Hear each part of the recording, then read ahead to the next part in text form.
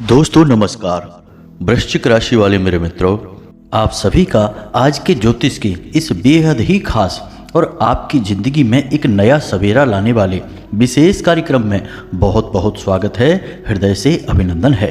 माता रानी आपके जीवन में खुशियाँ ही खुशियाँ भर दें और आपके हर एक कष्ट को हर लें, बस यही हमारी माई से कामना रहेगी। दोस्तों, यह समय चैत्र नवरात्रि का समय चल रहा है और इस समय में हम आपको बता दें कि कुछ बड़ी ही विशेष सावधानियां आपको बरतने की आवश्यकता है, अन्यथा आपके साथ कुछ बहुत बड़ा अनर्थ हो सकता है। जी हाँ दोस्तों, अब ऐसा क्यों हम कह रहे हैं, जरा इसे आप ध्यान से समझिए। दोस्तों, हम आपको बताएं कि इस चैत्र नवरात्रि के समय में कभी भी आपको किसी भी कीमत पर ये 3 चीज़ें किसी को भी नहीं देनी हैं। अब ऐसा क्यों है, ध्यान से समझिए दोस्तों कि जो चीज़ें आप प्रयोग कर रहे हैं उन चीज़ों के अंदर आपकी ऊर्जा होती है। किसी के अंदर बहुत अधिक होती है और किसी के अंदर आंशिक ऊर्जा होती है, लेकिन वे चीज़ें आपकी ऊर्जा को ही संरक्षित करके रखती हैं। अब ऐसे में गलत क्रियाएं करने वाले लोग, नकारात्मक या तांत्रिक क्रियाएं करने वाले लोग इन चीज़ों की तलाश में रहते हैं। जब लोग किसी से जलते हैं, किसी से मन ही मन बहुत चिढ़ते हैं और उसका कुछ बिगाड़ भी नहीं पाते हैं, तब लोग ऐसी नकारात्मक और काली क्रियाओं की ओर रुख कर लेते हैं। फिर ऐसी क्रियाओं को करवाने के बाद जिसके ऊपर ये क्रियाएं हुई हैं, धीरे धीरे उसका विनाश होना शुरू हो जाता है। फिर ना तो कोई पूजा पाठ काम आती है, ना ही कोई अनुष्ठान, ना ही किसी प्रकार की दैवीय शक्ति जातक की मदद कर पाती है। हाँ, यह बात अलग है कि यदि यह पता चल जाए कि कौन सी तांत्रिक क्रिया की गई है, किस प्रकार का यह टोना टोटका या फिर तंत्र मंत्र का बंधन किया गया है, तब किसी विशेष विधि या अनुष्ठान के द्वारा उसकी काट अवश्य की जा सकती है। परंतु यदि जानकारी ही नहीं लगेगी तो फिर धीरे धीरे जातक घुट घुट कर पीड़ाएं भोगते हुए जीवन जीता रहता है। तो ऐसे में हम आपको बता दें कि कहीं ऐसा अनर्थ आपके साथ न हो जाए, इसके लिए आप सावधानी बरतें और ये 3 चीज़ें किसी को भी किसी भी कीमत पर भूल कर भी नहीं देना है। चाहे कोई कितना ही मांगे, गिड़गिड़ाए या किसी भी प्रकार की बातों में आपको उलझा कर आपसे मांगने की कोशिश करे, आप तुरंत सतर्क हो जाएं। वे कौन सी चीज़ें हैं और उनके अंदर कौन से ऐसे गुण हैं जो वे आपको बहुत भारी नकारात्मक नुकसान पहुंचा सकती हैं, ये सारी बातें हम आपको आगे वीडियो में बताने जा रहे हैं। बस आपको करना इतना है कि इस वीडियो को पूरा देखना है, भूल कर भी आप इस वीडियो को मिस न करें। दोस्तों, यही होता है कि जब भी हम कोई बहुत ही महत्वपूर्ण वीडियो बनाते हैं जो सचमुच में आपकी बहुत बड़ी मदद कर सकता है, तो आप लोग इन वीडियो को अनदेखा कर देते हैं और सही ज्ञान आप तक नहीं पहुंच पाता है। फिर जीवन में परेशानी और कठिनाइयों का दौर शुरू हो जाता है। दोस्तों, अभी हमारे पास कुछ ऐसे कमेंट आए थे जिनमें हमने देखा कि कुछ जातक कह रहे हैं कि गुरुजी, हमारे दरवाजे पर एक कटा हुआ नींबू हमें मिला था। या एक जातक ने कहा कि हमारी छत पर, यानी कि उसकी छत कई अन्य लोगों की छतों से मिली हुई थी, तो हमारी छत पर लाल मिर्ची के बीज बिखरे हुए पड़े मिले, जिनमें कि थोड़ी बहुत काली मिर्च और किसी प्रकार की राख भी मिली हुई थी। इसी प्रकार दोस्तों, एक जातक ने कहा कि उसके एक मित्र ने उससे उसकी जैकेट ली थी पहनने के लिए, और जब वह वापस की, यानी कि एक आध दिन के बाद जब वह वापस की, तो उस जैकेट में से एक अजीब सी गंध सी आ रही थी। जी हाँ दोस्तों, एक अजीब सी गंध, यानी पसीने की नहीं या फिर कोई जानी पहचानी नहीं, एक अनजानी सी गंध आ रही थी। और जैसे ही जातक ने उस जैकेट को पहना, उसके बाद अचानक उसके जीवन में बहुत नकारात्मक घटनाएं होने लगी। जी हाँ दोस्तों, लेकिन हमारे वीडियो देखने के कारण उसे क्या करना है, उसकी काट क्या थी, यह उसे पता था, तो उस जातक ने वैसा ही किया। उस जैकेट का सही उपचार करके अपने आप को भी शुद्ध कर लिया और नकारात्मक ऊर्जा से मुक्त कर लिया, अन्यथा बहुत बड़ा विनाश हो सकता था। इसी प्रकार दोस्तों, एक हमारे जानने वाले हैं, आप रिश्तेदार भी कह सकते हैं क्योंकि दूर के रिश्तेदार हैं, तो उनके साथ भी ऐसा ही हुआ। उनके 2 बेटे हैं और दोनों ही बहुत अच्छे बेटे हैं, बहुत मेहनत करते हैं, काम करते हैं, सभ्यता वाले हैं, लेकिन अचानक पिछले साल से ही उनके बड़े बेटे के साथ कुछ ऐसा होने लगा कि वह अजीब सी हरकतें करने लगा, बहुत अधिक जुआ खेलने लगा, शराब पीने लगा और घर वालों को ही अपना शत्रु समझने लगा, दुश्मन समझने लगा। और स्थिति इतनी खराब हो गई कि कई बार उसे इलाज भी करवाना पड़ा। और अभी हमने 3 दिन पहले ही सुना कि एक एक्सीडेंट में उसकी मृत्यु हो गई। जी हाँ दोस्तों, वह बहुत तेज गाड़ी चला रहा था और जाकर सीधे उसने दूसरे वाहन में टक्कर मार दी, जिसमें कि वह जगह पर ही समाप्त हो गया। दोस्तों, यह बड़ी ही दुखद घटना है, लेकिन इस तरीके की घटनाएं क्यों होती हैं? आप समझिए कि जिसके साथ ये घटना हुई वह एक संपन्न इंसान था, उसके पास किसी भी चीज़ की कमी नहीं थी और 2 ही बेटे थे और दोनों ही बहुत ही अच्छे, सभ्य थे, मेहनती थे और कमाने वाले थे। तो ये सारे कारण बनते हैं लोगों की जलन के। जी हाँ दोस्तों, इन सब चीज़ों को देखकर लोग जलते हैं और कुछ न कुछ तंत्र मंत्र क्रियाएं करवा देती हैं। अब आप समझिए कि चाहे भले ही तंत्र मंत्र करवाने वाले की मंशा यह नहीं है कि किसी की जान ले ली जाए, लेकिन नकारात्मक शक्तियों की कोई सीमा नहीं है, उन पर कोई नियंत्रण नहीं है।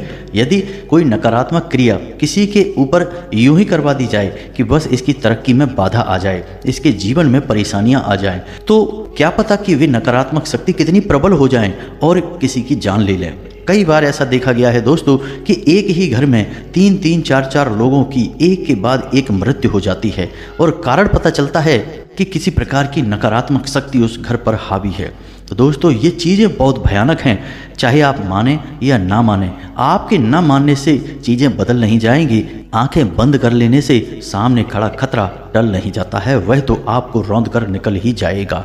बेहतर यह है कि आप अपनी आंखें खोलें और ज्ञान की आंखें खोलें, जिससे कि आपको अपने बचाव के लिए, अपना रक्षा कवच तैयार करने के लिए सही मौका मिले और आप उसका प्रयोग कर सकें। जी हाँ दोस्तों, हमारे वीडियो देखने के बाद बहुत सारे जातक हमें धन्यवाद भेजते हैं कि आपने जो बातें बताई वे बिल्कुल सत्य थीं और उन बातों के आधार पर जो आपने उपाय बताए थे, हमने वे उपाय किए तो हमारी ज़िंदगी में बड़े चमत्कारी बदलाव आ गए, अब हम सुखी हैं। दोस्तों, बहुत अच्छा लगता है इस तरीके के कमेंट पढ़ने के बाद कि हमारी मेहनत सफल हो रही है। खैर, ये तो अलग बात है।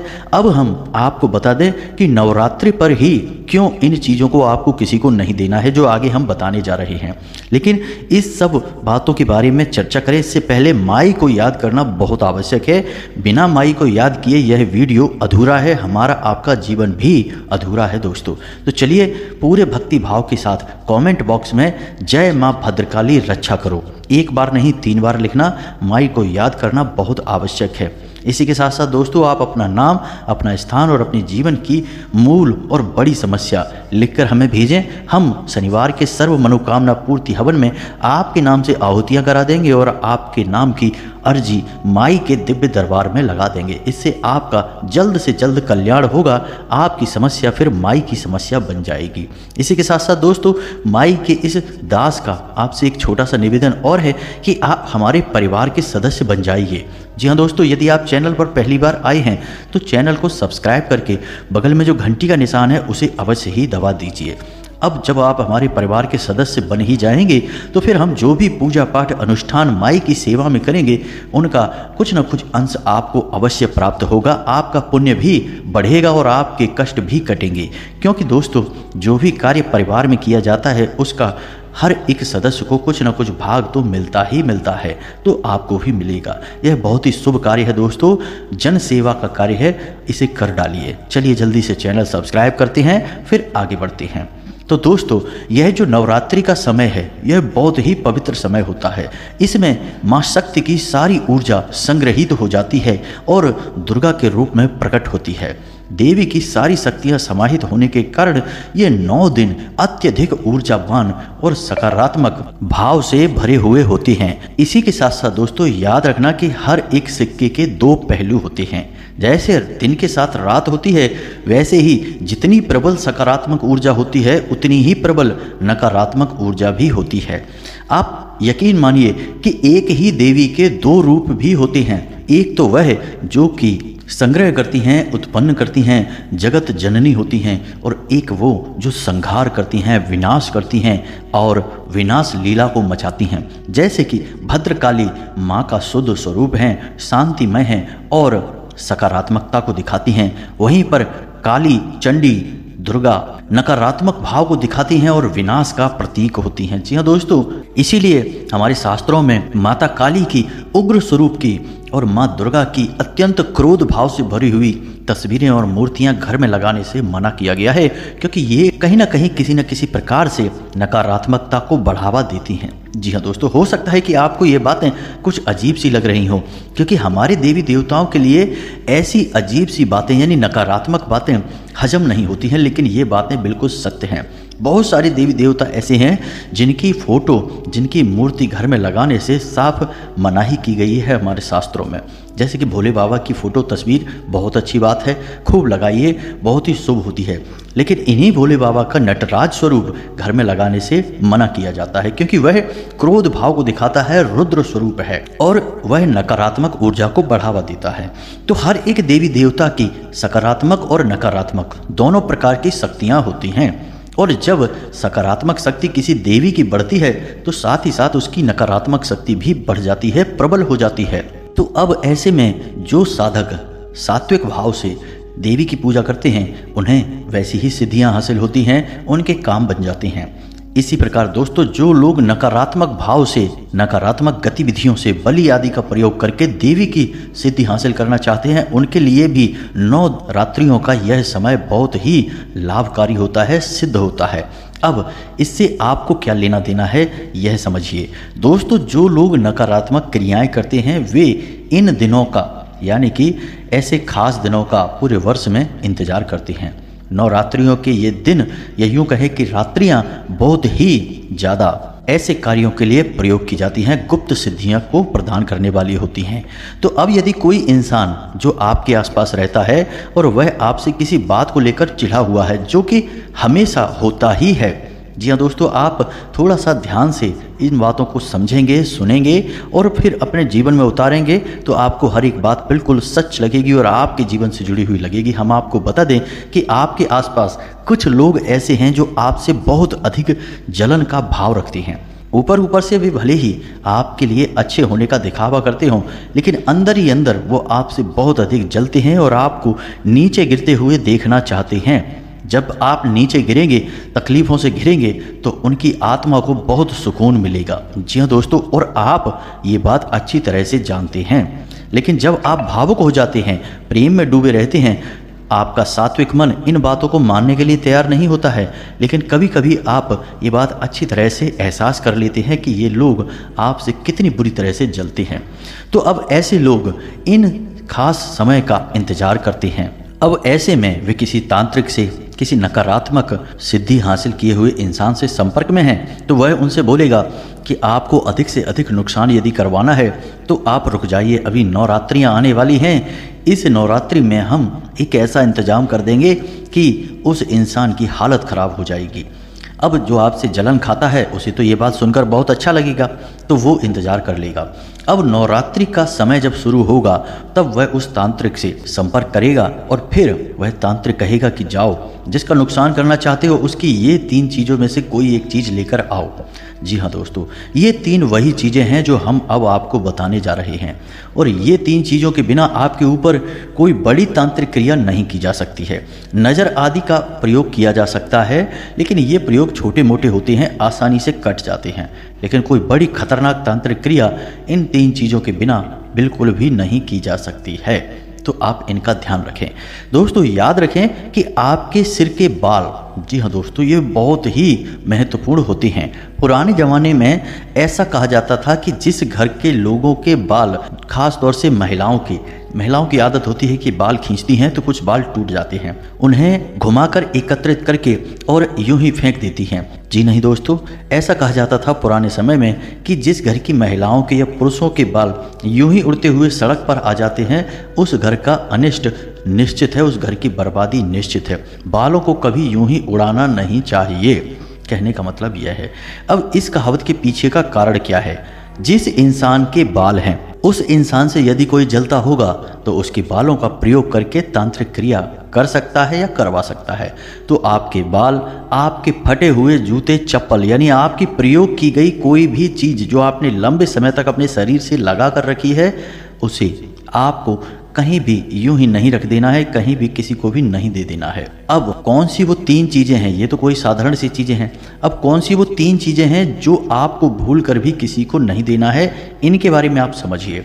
सबसे पहली चीज, आपका कोई ऐसा आभूषण, जी हाँ दोस्तों, चाहे आपकी अंगूठी है, आपका ब्रेसलेट है, आपका गले का हार है, चेन है, कोई भी ऐसी चीज जो आपने महीनों तक या बरसों तक पहनी है, जो आपकी है, स्वयं की अपनी है, समझ रहे हैं ना आप। ऐसी कोई भी चीज आपसे कोई मांगे तो आपको नहीं देना है। यह बहुत ही खतरनाक होगा, क्योंकि धातुओं के अंदर ऊर्जाओं को सोखने की गजब की क्षमता होती है, खास तौर से सोने के अंदर। इसी प्रकार अन्य धातुओं में भी ये गुण पाए जाते हैं, जैसे पीतल है, कांसा है और तांबा है।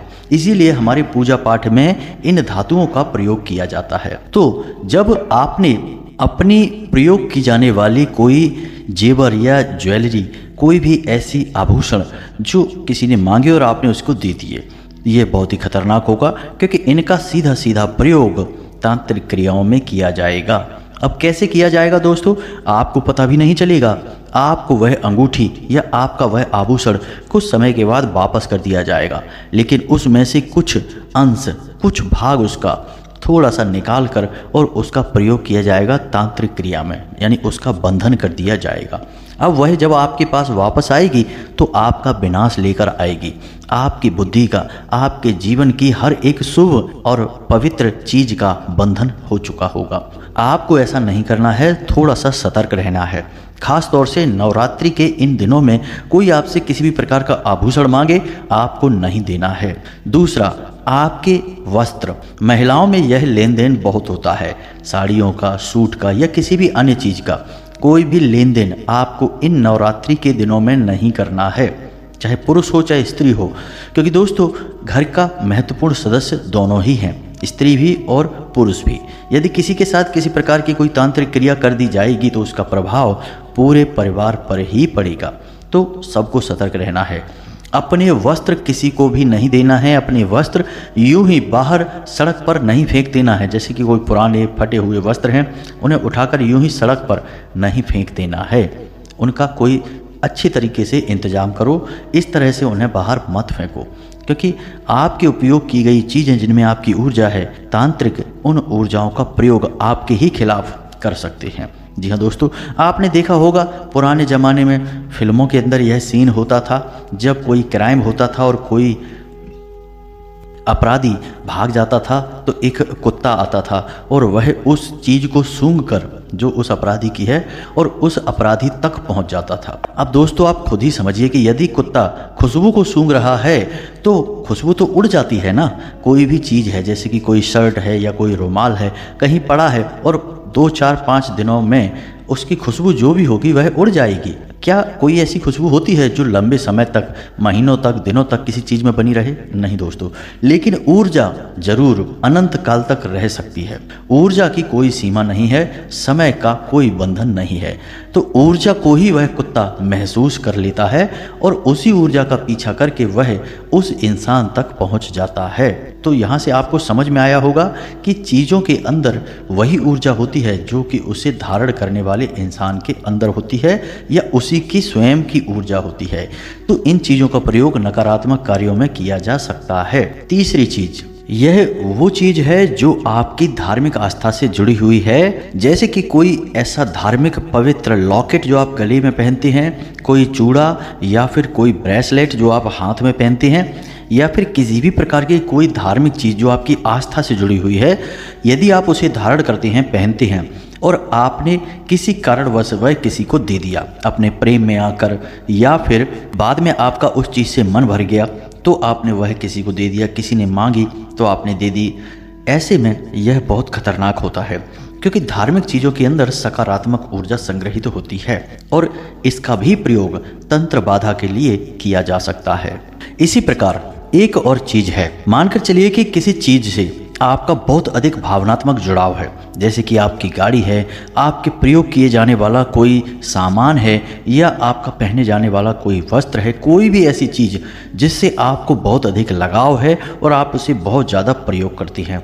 अब आपका कोई जानने वाला, आपका मित्र, आपका पड़ोसी आपसे वह चीज़ मांग रहा है, तो ठीक है, आप दे दें उसे, कोई बुराई नहीं है, लेकिन इन नवरात्रियों के दिनों में वह चीज़ उसे ना दें, क्योंकि उस चीज़ से आपका भावनात्मक लगाव है, आपकी भावनाएं उससे जुड़ी हुई हैं और उस चीज़ के माध्यम से आपके ऊपर तांत्रिक क्रिया कर पाना बहुत आसान हो जाएगा, आपको उलझा देना बहुत आसान हो जाएगा। जी हाँ दोस्तों, तो इन सब चीज़ों के बारे में थोड़ा सा सतर्क रहना है। इन चीज़ों का आपको इन दिनों में भूल कर भी लेन देन नहीं करना है। जी हाँ दोस्तों, अब हम आपको बताते हैं एक ऐसा शक्तिशाली उपाय जिसे आपको इन नवरात्रियों के दिनों में लगातार करते रहना चाहिए। हमने अपने पिछले वीडियो में भी उस उपाय के बारे में आपको बताया है, हम इस बार भी उसे बताना ज़रूरी समझते हैं, क्योंकि हो सकता है कि आपने वह वीडियो ना देखा हो।